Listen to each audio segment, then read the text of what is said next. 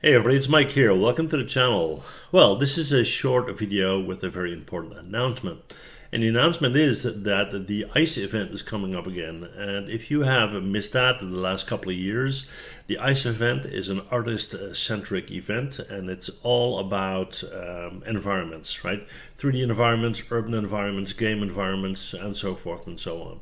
It's a 2-day online event. The tickets are completely free. You can register at ice.art, and you can win prizes this year, which is also very cool. So definitely check that out. All the information you need you can find on the website, like I said, ice.art.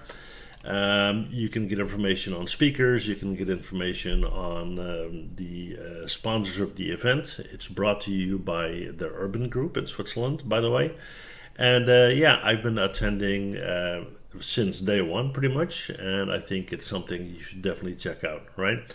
So yeah, that's it for me. That's it for this quick little announcement, and I'll see you guys in the next one. Bye.